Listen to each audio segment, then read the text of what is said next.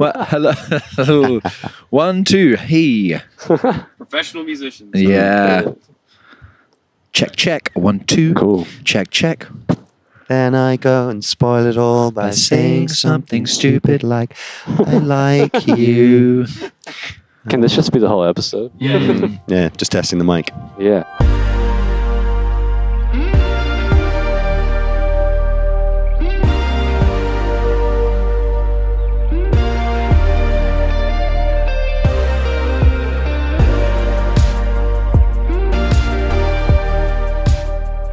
What's up, everyone? Welcome to In the Van. My name is Jacob Johnson, and this podcast is typically recorded from within my band's van. As we tour around, we talk about stuff, mainly stuff that happened the night before the shows. But today is a very special episode because the band Flyte was kind enough to let me come into their touring vehicle and ask them questions. How are you guys doing? Hello. Very good, comfy. I mean, this is, we're used to sitting on these seats. Yeah, these are the seats you always sit on. Yeah. Y'all just got out of sound check? Sound check's good. It's like a rock room, so it's like the monitors as in the speakers that you're listening to the music. You know this, but this is for your listeners. The monitors being the speakers of the band here rather than the speakers of the audience here are like insane. They just sound squishy and bizarre. And so that's always a good start. And then the sound of the venue and the sound coming back to you bouncing around this metallic room is gigantic. Yeah. And then the funny thing is, once the audience comes in, that sound then changes completely because all the meaty bodies in the room. Meaty. Yeah. The meat sacks. Those are the ones we all know. They dry things up, and then it's like a mystery box as to what you'll then hear when the actual show starts. So sometimes I'm like, why do we sound check? Let's just. It's a baptism of fire either way. Let's just jump on. Do y'all have a person that travels with you for sound, or not on this trip? This is an economy trip, hence why we're in a Suburban. Fair enough. I was surprised to find out about the Suburban. But it is nice. It is comfy. It's really comfy, and it's much nicer than, like, I guess normally we'd be in a splitter or a sleeper bus. And the nice thing about being in this commercial car is it's very comfy, and it's got a really good sound system. And we don't have to look at each other. Don't have to look at each other straight away. Sometimes we're forced to, and we'll keep that to a minimum. Okay. But seeing the landscape.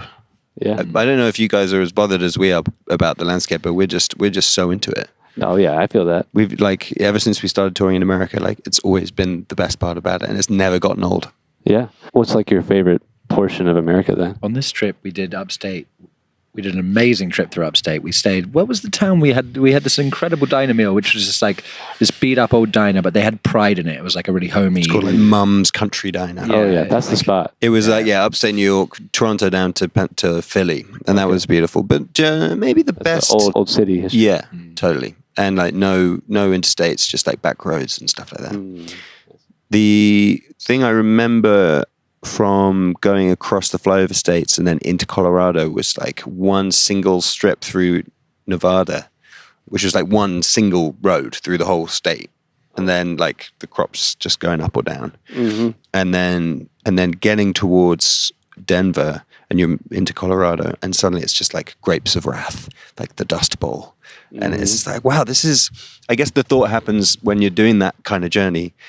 The thought that happens is oh, imagine the people, the frontier. Imagine the frontier people just should we keep going? Yeah, this is beautiful. There's a lot of it. We'll just do we just carry on? And you spend your whole life in a wagon just going forward, and half a family died. Yeah. And that's amazing. And to do it, to do it in one quick trip, to go and do a gig in Denver sort of minimizes it slightly, but it does, it gets you thinking. How did you happen upon us? Why are we on your podcast? Because y'all make some great music. There's that. Nice. What's the name of your band? Oceanic. Oceanic. Nice. We're indie pop, indie rock. Cool. A little bit more aggressive than y'all's music, I would say. It's not hard. Not hard. But no, I just like your guys' music. You seem like good guys. I saw that you were coming through town. I love Wildorado as well. Nice. So I was aware of the show. Those guys, the Wildorado guys, are the kindest, most there's like a kind wisdom in them with all of them. But Max, for instance, you'll just be talking to him and he'll be listening to every word you say, and he'll have some beautifully wise retort. That's great to hear. Whilst at the same time, he's sort of staring off and judging the time of day in terms of how the light falls on the sycamore tree, and then has some like something poetic to say about it. And in that like beautiful old timey kind of Oklahoma accent. It's just, I love being around that guy. Amazing. That's so good to hear. I mean, that's kind of what listening to his songs feel like, I would say.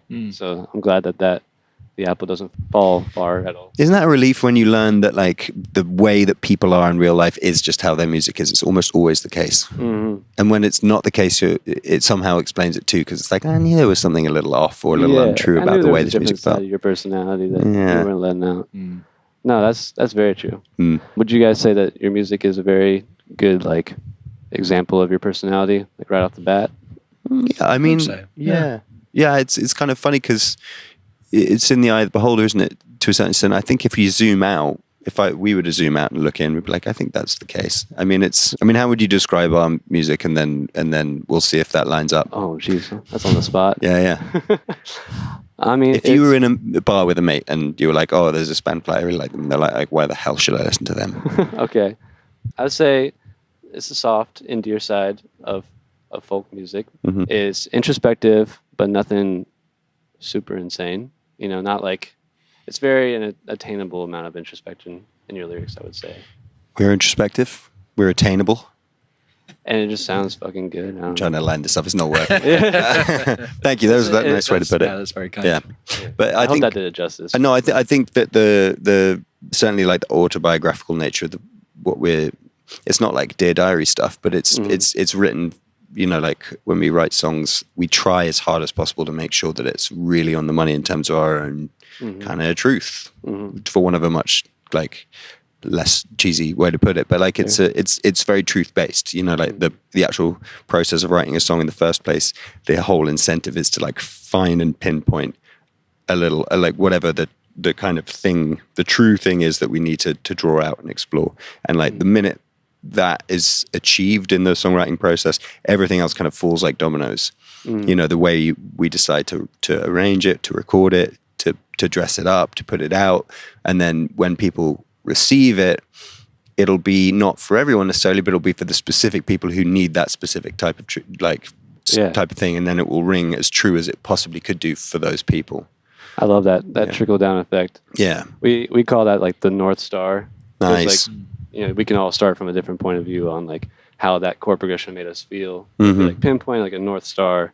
It's just the same thing as just our verbiage of like it does trickle down. Like all the decisions can like have a reason for being made. Yeah. And then you can understand like where you want it to catch someone like in their thought process or their daily emotions, and even play into when you release it and like the time of year it could be for people like going back to school. I don't know. We probably overthink about those kind of things, but the real heart is like being genuine. And I love it. Don't you think that the overthinking thing is initially a big part of the process, and then I think that as time goes on, each time you do it, you just overthink a little bit less, to the point where sometimes when it really works, you're just not thinking at all.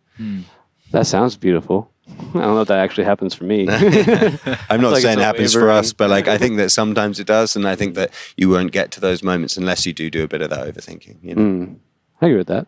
Just thinking. Why does it have to be overthinking? That's fair. Maybe you guys aren't overthinking. You're just thinking. Yeah. Just thinking thoughts. The right amount of time. And that's allowed. You're allowed to think. Thank you. Thank you so much. I'm just talking to myself here too. I think also the genuine thing that I couldn't quite put into words, but now I think I can, about you guys, if you let me bluff your egos a little bit, in your live sessions, there's just so much feel in like the music that you're playing, like the vocal inflection and everything. It feels like that's what the word was, genuine. I don't think I had it at the time when I was like really putting these thoughts together, but you can see some crazy musicians playing their songs in a studio, and it's live and it's cool, or it's not live, it's like a pre-recording with overdubs, who knows, but it doesn't really feel like everything's on the line for like the part that you're playing or the vocal line that you're singing. But for you guys, it feels like there is that. And I don't know if that's true or not, but like the way you're delivering your songs seems to be like the right way to deliver your songs. That's great. I hope so. I hope you're right. Little perspective. I hope you're right. That would be a lovely outcome. I think it might be that I'm just struggling to perform these horrible parts we write for ourselves. That might be a part of it. And then being maybe, on the line. And then maybe that's the right way to deliver that emotion that you're singing. Who knows? I think we also surround ourselves by songwriters. Like everyone we play with, everyone who's in a band with us, are musicians in their own right, and it's they get it. They get the song, and it's so song led and so song forward that it's just like, yeah, it's not. We're not just like hiring some people like emotionlessly doing these sessions. It's like, yeah. You gotta give people the chance to be afraid, and there be some chaos, and But I don't know. It's interesting. The live recordings you're talking about, I don't see them as, they're not any different really than the last record we did anyway, because they kind of were recorded as live. It's kind of funny. There have been these reissues of like live in this studio, and it's like, well, the recording on the album was alive in the studio. And that's the thing, is I wasn't quite sure like maybe what was what in regards to that, which I think is probably the point that I was making. It's it's just genuinely what it is. So it doesn't need to feel live or feel like studio recorded. It just has to be what y'all's music is for this last record. It's just a different, it's a different time of day. It's a different time of year. It's later on that we're recording it again in a different way, which is kind of interesting. I guess we're talking about even on Bad Days, which is a recording on the third Flyte record, which has just been re-released as a live recording, as a separate release, and you can hear really that they're the same thing. We just maybe we're in the middle of touring on this recent thing, so you can hear that we were at the touring band, and it's like a bit bigger and more excited. And you listen to the original recording, and it's the same exact thing, but we've just written the song and we're just playing it for the first time, so it's a little more tentative, and in a way that maybe suits the song, because it's like it's a little tentative, like the message of the song. Yeah. And with Perfect Dark, when we did the live version, it's just with Maddie Cunningham as well. And so there's just a new energy in the room, and we're just playing it and looking at it slightly differently. But I don't see them as much different, for sure. Okay. What was like the inspiration for the 2023 album? What do you think separates that from your previous music, if anything? Well, we were down a drummer, so we had a kind of an empty space to fill, and we filled it with, all sorts of people like Laura Marling and my partner Billy Martin, and, Florence Pugh at one point, and like Bombay Bicycle Club or the Staves, or... Yeah, y'all have had some amazing features. Love all of those people. Yeah, exactly. We do too. And luckily they're just people who kind of live nearby. Nice. And we were making the record in London, and we'd never done that before. We made our first album in like rural Australia near Sydney, and we made the second one in LA. Nice. And so this third one was the first one, recorded where we live, North London, Northeast London.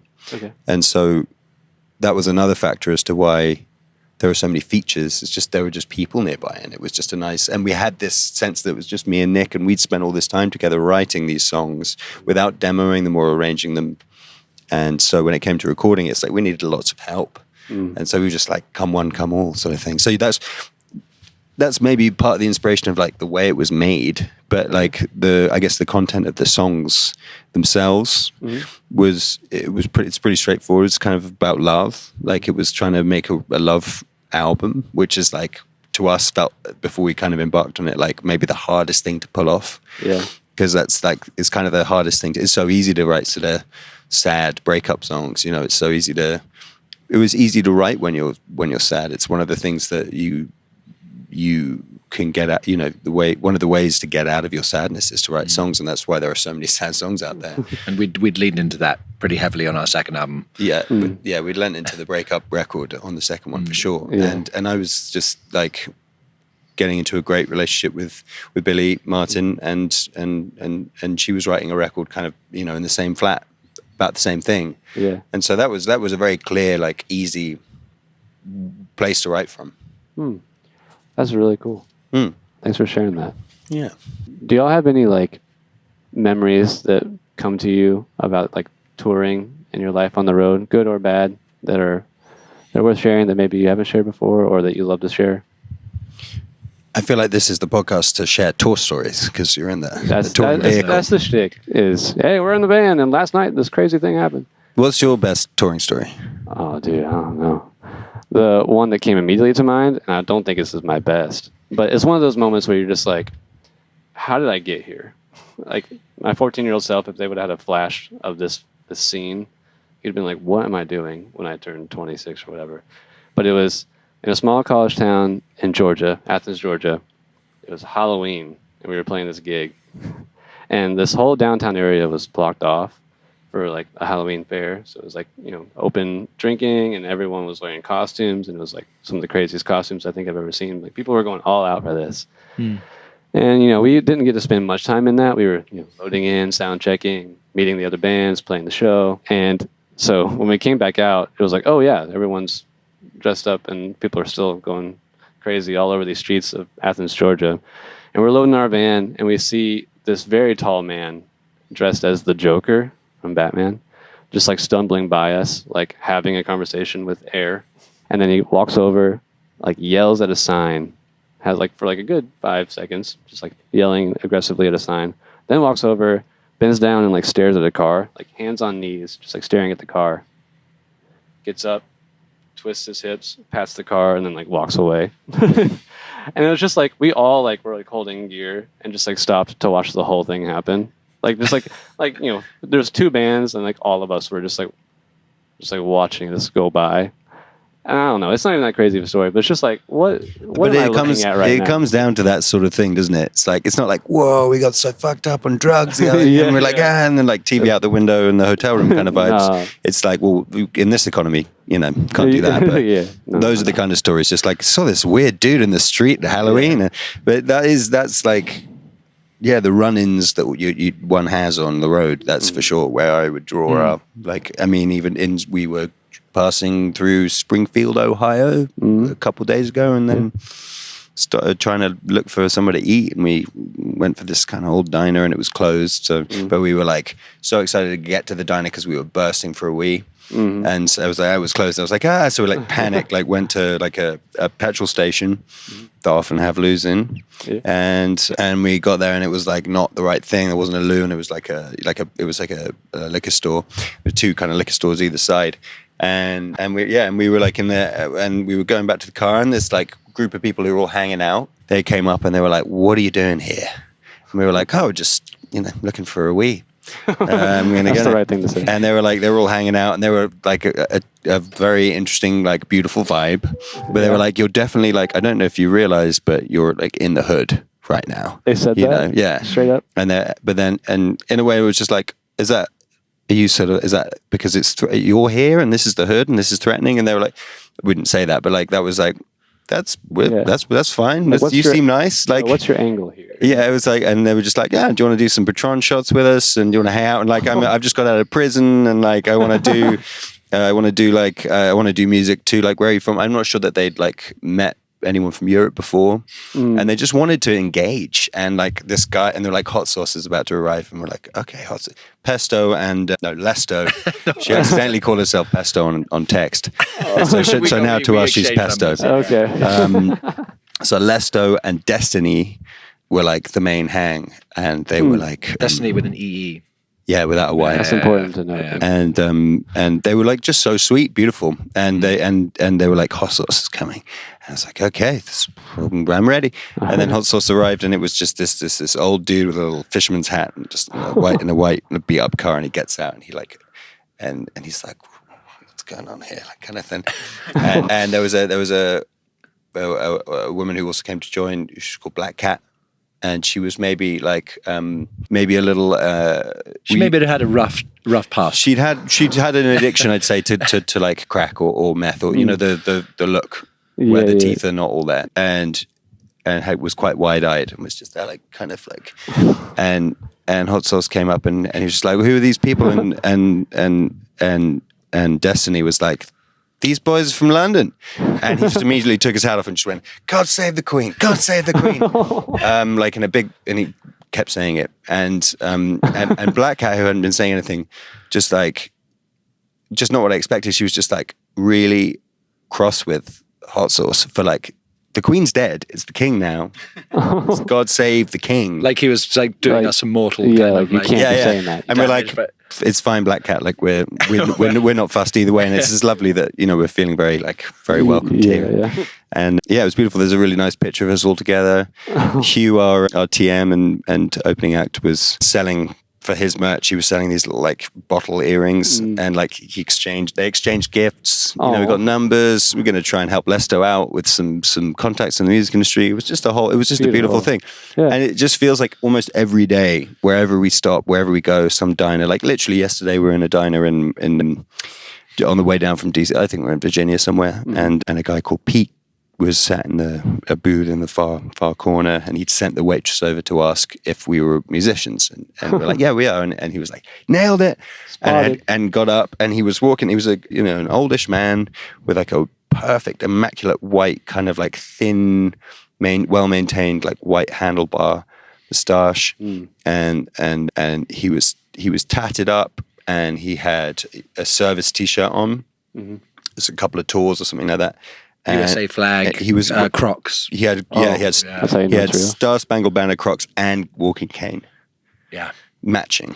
And he came up to be like, I used to drum for the band America before they were moved to London and called themselves America. I was their drummer, and I used to roll deep with them.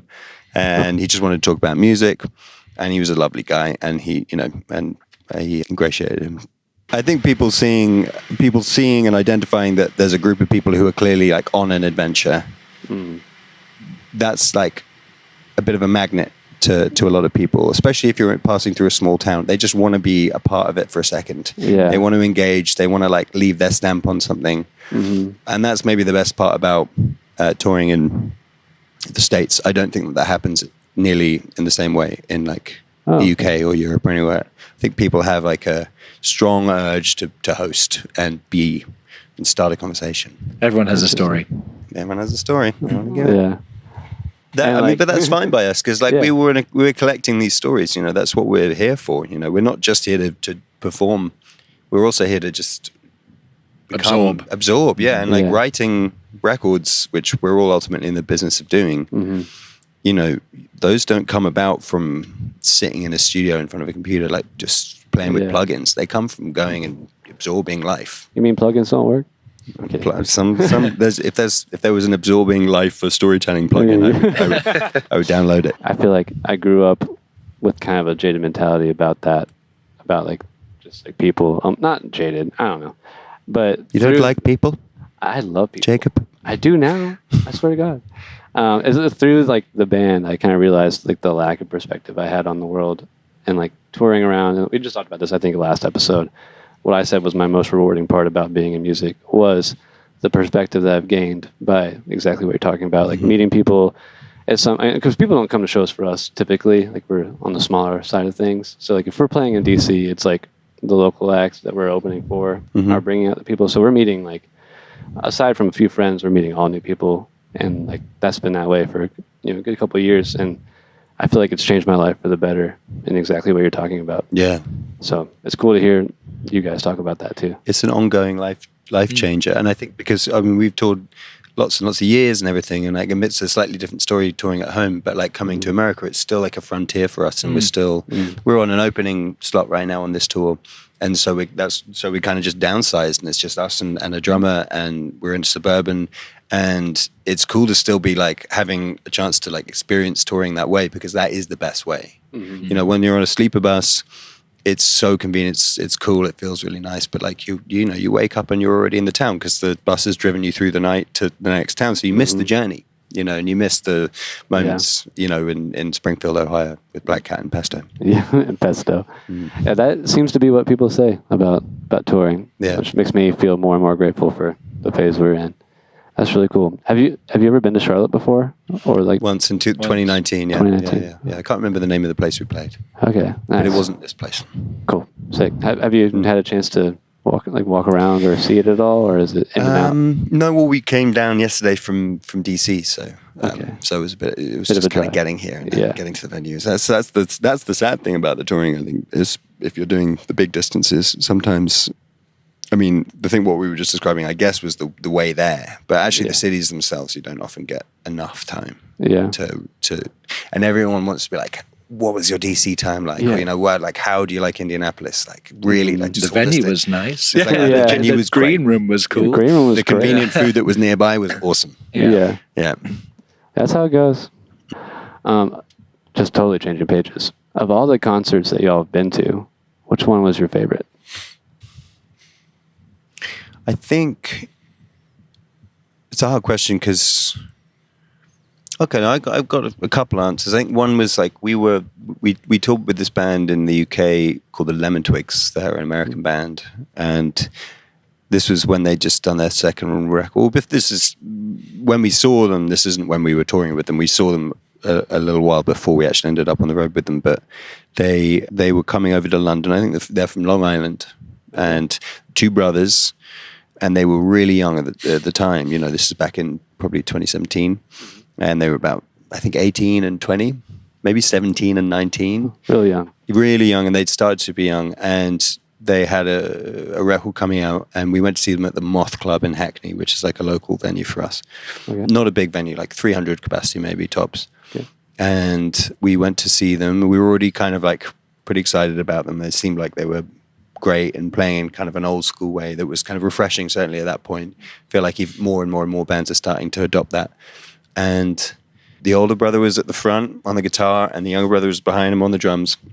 And Danny on the keys to the left, he's like just a cool old school 70s dude, and Meg on the bass, and she's just this like little Juno soundtrack, like stoner indie film, just like perfect casting, just, you know. Love it. And they got up on stage, and like Alex from the Arctic Monkeys was in the crowd. Tony Visconti was in the crowd. Like we were just looking out over the crowd, and it's just like, this is just all musicians here in this. That's it's crazy. like one of those gigs, you know. And they got off, and it was just like an blew us away, yeah. amazing gig. Yeah, it was, They it was were pretty just tremendous. the best players. It was nuts. It was just, yeah. I love that. And then Adrian Lenker at Earth in Dalston in London. Billy and I went to see her, and Big Thief had done a run at Shepherd's Bush Empire with big venue. They'd done 4 nights there, and then on the 5th night, Adrian played a solo show at Earth, which is a lovely seated venue, and that Adrian show was very special. Like I'd never seen someone quite so connected. You know, That's really cool. yeah. Yeah, those are great answers. Listen to Lemon Twig? Lemon Twigs, yeah, the Lemon Twigs. The yeah. Lemon Twigs. Okay. You heard it here. Was that the same answers for you? It was a good answer. I mean, Yeah. I was at one of those gigs, and it was bloody tremendous. The Big Thief at Shepherd's Bush was also pretty fantastic. Yeah, they're phenomenal. Yeah. They're crazy. Bassist was like lying down for a bit. Yeah. Yeah. The show's like, fucking hippies. Yeah. Gotta love them. Yeah, we do love them. We collaborate with the producer Dom Monks, who does lots of recording with them, and Andrew Sarlo too. Those two other people in the studio that we work with. Cool. When making Flyte records and stuff. So there's Nice. that little link with them there. Maybe made us kind of like very exposed to that band. You know, there's lots of kind of shared things. So we're kind of thinking about them a lot. But they are a really good example of a just a good, unadulterated just band with Yeah. an amazing songwriter at the helm. I couldn't agree more. Well, for time's sake, I'll go ahead. We always do something at the end of our podcast, where it's like a "Would you rather" segment. Okay. So I'm going to go ahead and jump to that. I like games. They're just silly questions, and let's see what I came up with today. Y'all ready? Y'all We feel are like- ready for the quiz. We are ready for the quiz. Lead on, Quizmaster. All right. So if someone were to offer you this deal, would you take it? So you have the ability to understand and speak every language that's ever been spoken, but for the rest of your life, you can only communicate through writing. And this doesn't include, you can still sing songs as a profession. This is great. I like this question. Good. What are you guys going to do? Would you take the deal? So you Oh, can it's a speak every one-time, yeah. language, but you can. yeah. Only right, or you're just normal. Yeah, or you're just Just you. well, Just yeah. us. Would you take the deal? Oh. I think I wouldn't take the deal. No. No, I don't think I would, because speaking is very useful.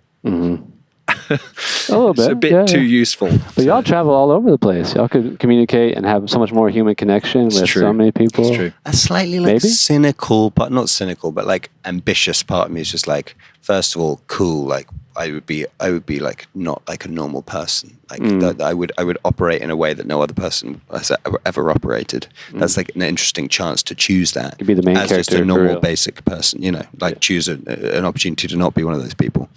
And on that very premise, I would also say I probably shouldn't take that deal. You shouldn't interrupt the natural order of the world. Also, everywhere speaks English now, so we're kind of all right. Yeah, very sure. No, but you could write beautiful poetry in Chinese, and then just True. like, and then you know, Yeah, It become would be the amazing. first person to write like the best things in every language. exactly. And then also like everyone would just naturally probably get on board and buy your stuff anyway because of the interesting nature of who you were in terms of being able to write in all those languages. Also, translating work pays. Oh yeah, It You does. said. Yeah. Also, not being able to speak in real life would really increase and improve your writing because it's just like you're just desperate to say all the stuff. Yeah, true. I think I would, You have an excuse I think I to, would like- take it. You might take it?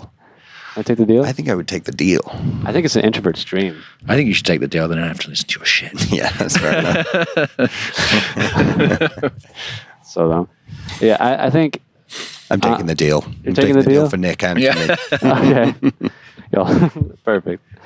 The next one is like straight down the middle. We've never done one this normal, but it's just the desert island question. If you were stranded on a desert island and somehow you had access to TV and headphones that would never die, what book, movie, and album would you bring with you? Good question. I mean, we get to think about this as Brits quite a lot because we have that program Desert Island Desert Discs Island Discs. Oh, on nice. Radio 4, which is like you pick, I think it's 7 songs, and it's like an opportunity to tell, for the person to like tell their biog in a way, because it's often the people being interviewed are like people at the end of their career or people with illustrious careers, and they get interviewed. Like Springsteen's done one. Yeah, It's yeah. a weird example, but like, you know, Oh, I love- or I like love a Springsteen. zoologist who's been knighted. Is done, you know, loads Okay. of those people, and they It's hard to choose this. Yeah. yeah, Because yeah. there's That's why they a give you difference 7. between the thing that you want to listen to for the rest of time. Because really, actually, I don't really want to listen to anything for the rest of the time. One thing, That's fair. You but wanna I'm choose something going that's really to I'm long. going to the semantics. I'm being boring. Yeah. No, the semantics are great. That's why we do this. Yeah. Well, the thing with the Desert Island Discs is it's more to do with like moments in your life. That's why you Yeah. have 7. It's like I would have this one on the island because it's like it reminds me of my father, or like it's just one of the first songs I ever heard that made me fall in love with music, or you know, this one reminds me of my daughter or something like that. And then the book they choose, they get by default they get the complete works of Shakespeare and the Bible, and then they get to choose a book. Okay. You get a luxury item, and it's like a bed, guitar. Guitar. One basil plant. Well, then let's. really want some pesto. I just want some pesto. I just want to be rolling with Destiny and pesto and hot sauce and black cat on the island. There you go. Well, you can switch over to that version. And give No, me- give me sorry. I just hijacked your whole medium. No, Yeah. I made it more interesting. Book, film, Album. album. Film is easy. Sound of Music. I would choose that Oh, wow. film in a heartbeat because it just contains all the joy and the beauty that I require from life in one film. That's beautiful. What would you film wise? Film's difficult. You can't make Nick choose things quickly. He's a slow chooser. My brain hasn't switched to digital yet. I'm still in the analog You phase. should see him with a menu. I'm bad. Film, I might have to come back to.